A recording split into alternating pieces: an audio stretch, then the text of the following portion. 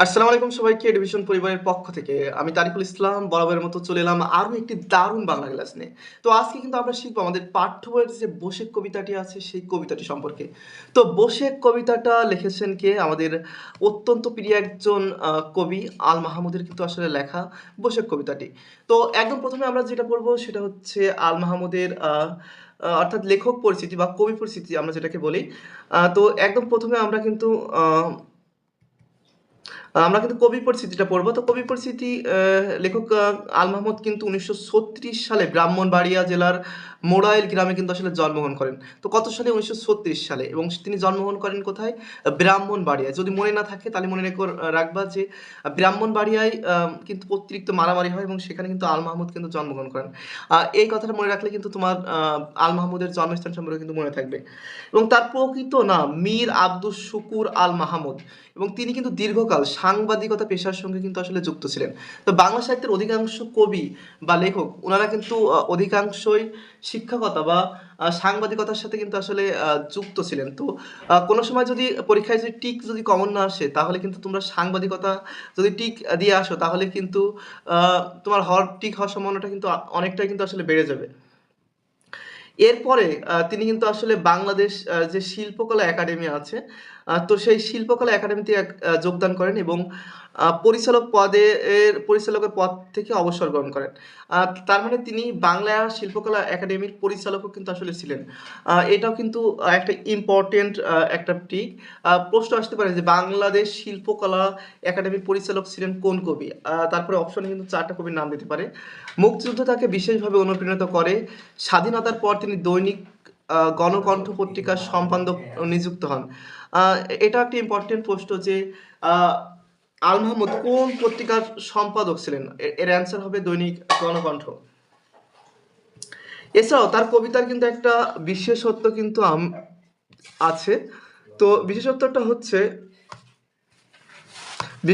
হচ্ছে যে তিনি তার কবিতায় লোক শব্দের সুনিপুণ প্রয়োগ যেমন লক্ষণীয় তেমনই রয়েছে ঐতিহ্যপ্রীতি। অর্থাৎ বাংলার ঐতিহ্যর সাথে লোকজ যে শব্দের তার কিন্তু সুনিপুণ ব্যবহার কিন্তু আসলে আল মাহমুদ কিন্তু করেছেন। তার প্রকাশিত কাব্যগ্রন্থর মধ্যে রয়েছে লোকলোকান্তর, কালের কলস, সোনালী কাবিন, মায়াবী পর্দা দুলে ওঠো।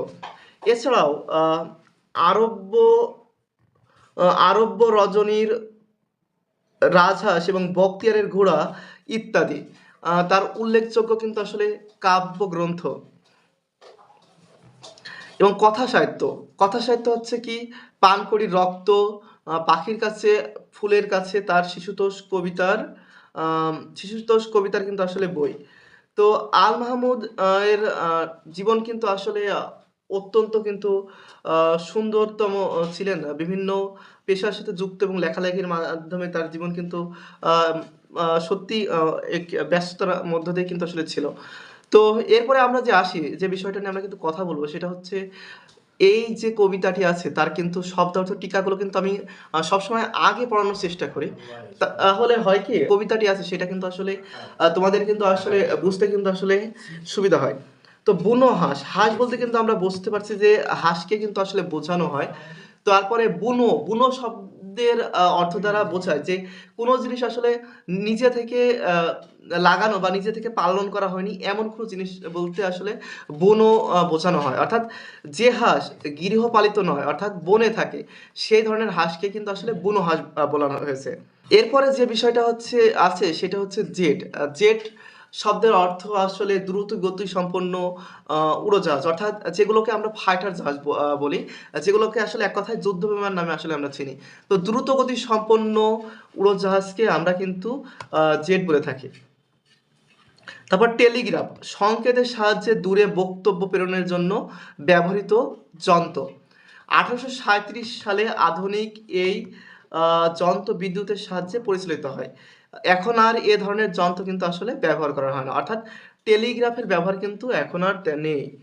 তারপর তিষ্ট শব্দের অর্থ কিন্তু আসলে আ স্থির হওয়া। তিষ্ট শব্দের অর্থ কি?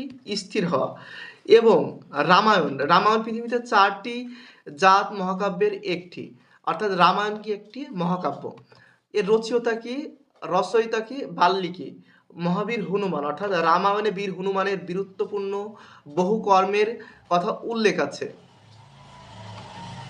এবং রামায়ণোক্ত হনুমানকে মহাবীর হনুমান বলা হয়। অর্থাৎ রামায়ণ যে মহাকাব্যের যে হনুমান যে চরিত্রটি আছে সেটাকে কিন্তু আসলে মহাবীর হনুমান কিন্তু আসলে বলা হয়। তারপর কালিদাসের মেঘদূত অর্থাৎ সংস্কৃত ভাষার শ্রেষ্ঠ কবিদের একজন কিন্তু আসলে কালিদাস। সংস্কৃত ভাষায় তার অমর রচনা মেঘদূতম কাব্য। এটা কিন্তু একটা ইম্পর্টেন্ট প্রশ্ন যে কালিদাসের অমর রচনা আসলে কোনটি? মেঘদূতম কাব্য। মেঘদূতম কে বাংলার মেঘদূত বলা হয়। তাহলে মেঘদূতমকে আসলে বাংলায় কি বলা হয়? মেঘদূত বলা হয়। রাজা সোলেমান অর্থাৎ ডেভিডের পুত্র ডেভিডের পুত্র ও ইসরায়েলের তৃতীয় রাজা অর্থাৎ মুসলিম বিশ্বের ঘোর বিদ্বেষী ইসরায়েলের তৃতীয় রাজা কিন্তু আসলে ছিলেন রাজা সোলেমান। তিনি বীর ও দক্ষ একজন যোদ্ধা ছিলেন এবং রবীন্দ্রনাথের কথা কিন্তু রবীন্দ্রনাথ বলতে আসলে রবীন্দ্রনাথ ঠাকুরের কথা বলা হয়েছে। রবীন্দ্রনাথ ঠাকুরের কথা কিন্তু আলাদাভাবে কিন্তু আসলে বলার কিছু নেই। তিনি কিন্তু বাংলা ভাষার শ্রেষ্ঠ কবি। তারপর অদরকারি যা জানার যার প্রয়োজন নেই। আচ্ছা, তবে শব্দার্থ থেকেও যে প্রশ্নটা আসলে সব থেকে বেশি এখানে ইম্পর্টেন্ট সেটি হচ্ছে যে কবি আল মাহমুদের কোন কবিতা থেকে আসলে বসে কবিতাটা সংগ্রহ করা হয়েছে। এটা কিন্তু কয়ের জন্য কিন্তু খুবই একটা গুরুত্বপূর্ণ আসলে একটি প্রশ্ন। তো কবি আল মাহমুদের কিন্তু কবিতা সমগ্র থেকে কিন্তু বসে কবিতাটা কিন্তু আসলে সংকলন করা হয়েছে। বৈশাখ বলতে আসলে কিন্তু আসলে বৈশাখ মাস কিন্তু বোঝানো হয়। তো বাংলাদেশের একটি পরাক্রমশালী মাস কিন্তু বৈশাখ ঋতু পরিক্রমায় বারবার সে কেন্দ্র সংহারক রূপে আবির্ভূত হয়। অর্থাৎ এই বাংলা মাসের প্রথম মাসই কিন্তু আসলে বৈশাখ মাস। বৈশাখের নিষ্ঠুর করাল গ্রাসে আগ্রাসী থাবায় কখনো কখনো লণ্ডভণ্ড হয়ে যায় এক একটা জনপদ। অধিকাংশ ক্ষেত্রে এর শিকার হয় কিন্তু আসলে দুঃখী দরিদ্র মানুষ, অসহায় কোনো প্রাণী। ছিঁড়ে যায় গরিব মাঝির পালের দড়ি, উড়ে যায় দরিদ্র চাষির ঘর, ছোট্ট টুনটুনির বাসাও রেহাই পায় না। কিন্তু ধনীর প্রাসাদের তেমন কোনো কিন্তু আসলে ক্ষতি হয় না। কবিতায় আক্ষেপ করে বলেছেন প্রকৃতির যত নিষ্ঠুরতা নির্মমতা কেন তা শুধু এই গরিবের বিরুদ্ধে ঘটবে। অবশেষে বৈশাখের কাছে তার আহ্বান, ধ্বংস যদি করতে হয় তাহলে গুড়িয়ে দাও সেই সব অট্টালিকা যা গড়ে উঠেছে শ্রমজীবী সাধারণ মানুষকে শোষণ করে।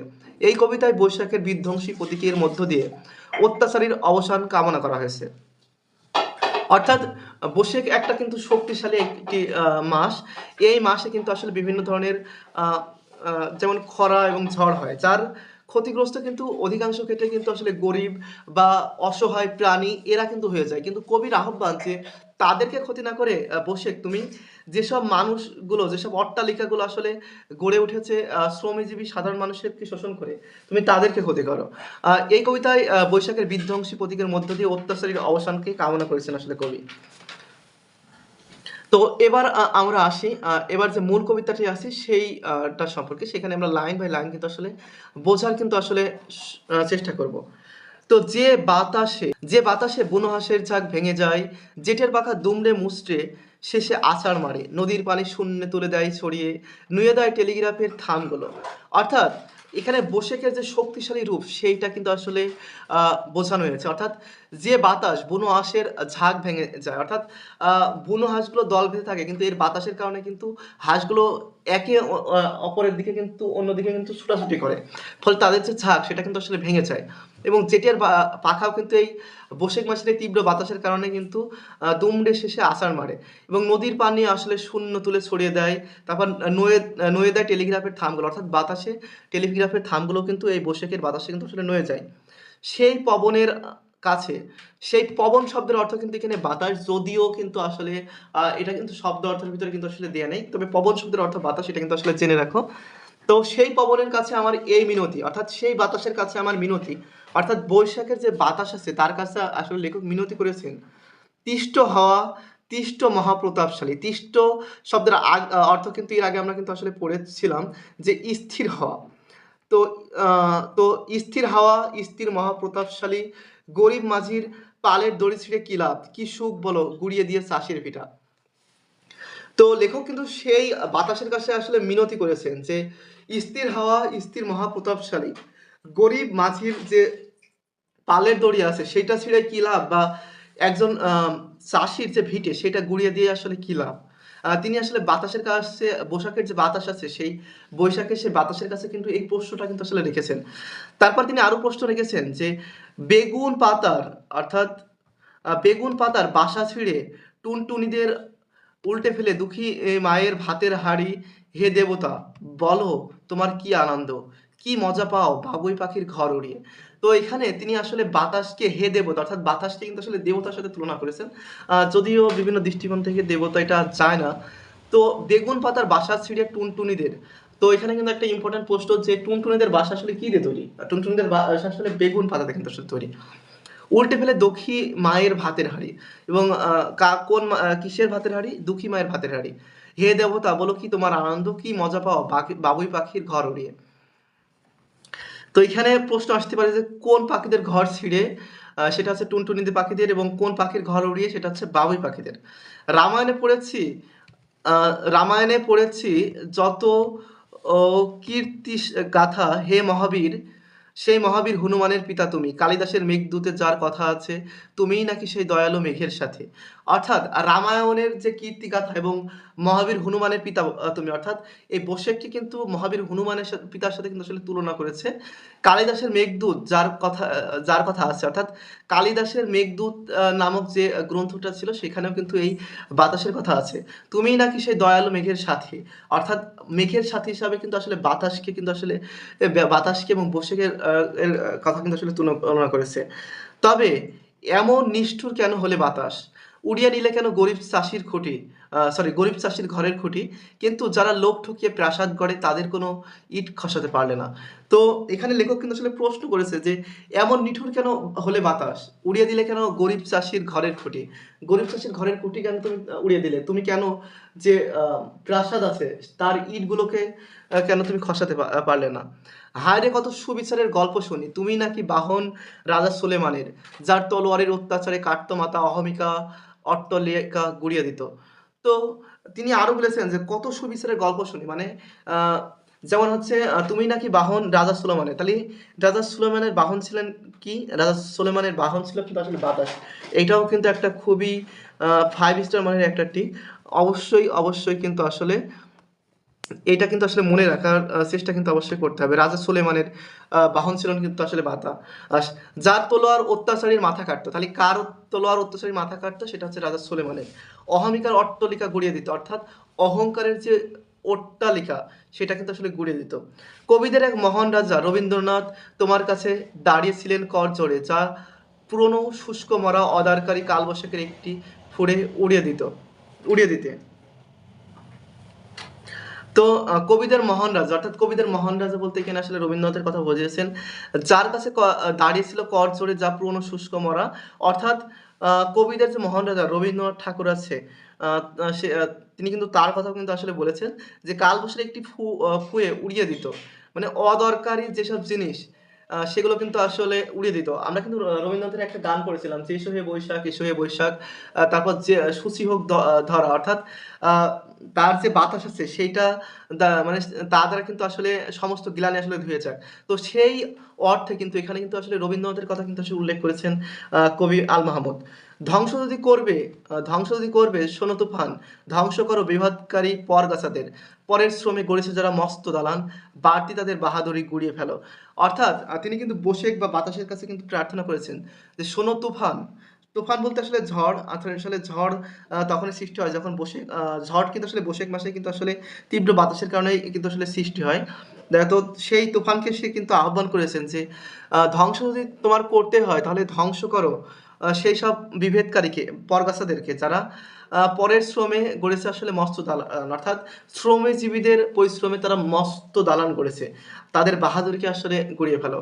তো প্রিয় শিক্ষার্থী বন্ধুরা, আজকের মতো ক্লাস এখানে শেষ করছি। পরবর্তীতে আরো সব দারুণ দারুণ বাংলা ক্লাস নিয়ে কিন্তু তোমাদের সাথে হাজির হবো। তো ভালো থেকো, এডুকেশনের সাথে থাকো। আল্লাহ হাফেজ।